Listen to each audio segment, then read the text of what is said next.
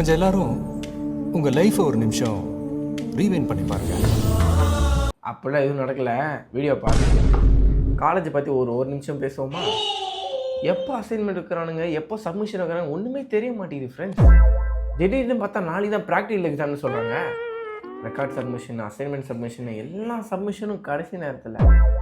யாருக்கு கால் பண்ணி என்ன எக்ஸாம், என்ன சப்மிஷன், என்ன ஒர்க்குன்னு கேட்டால் கூட எவனுமே சொல்ல மாட்டேங்கிறான். கேட்டால் அவனுக்கே தெரியலன்னு சொல்கிறான்.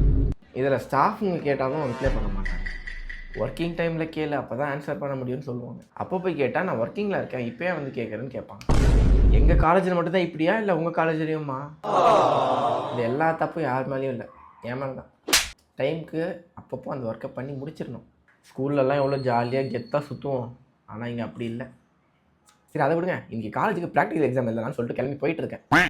காலேஜில் 4-5 பசங்க பார்த்துட்டு ப்ரோ சேஷா ப்ரோ நீங்கள் தானே அப்படின்னு கேட்குறாங்க. நானும் சரி காலேஜ் பசங்க போல ஹாய் ப்ரோ நான் நல்லா இருக்கேன் அப்படின்னு பேசுகிறேன். இல்லை ப்ரோ நாங்கள் காலேஜுக்கு இப்போ தான் அட்மிஷன் போட வரோம், காலேஜ் நல்ல காலேஜாக சேரலாமான்னு என்கிட்ட கேட்குறாங்க. நான் என்ன சொல்லுவேன், காலேஜ் நல்ல காலேஜ் தான் ப்ரோ, நீங்கள் சேர்த்திங்கன்னா சேருங்கன்னு சொல்லிட்டு நான் எக்ஸாமுக்கு டைம் ஆயிடுச்சு, நான் வந்து அப்படியே அப்ஸ்காண்ட் ஆகிட்டேன். ஸோ ஒழுங்காக அந்தந்த டைமில் நம்ம தான் அந்த வேலையை பண்ணி முடிக்கணும். உருப்படியாக ஒழுங்காக இருக்கும். Okay tata bye. ஸ்க்ரோல் பண்ணுங்கள். பை பாருங்கள்.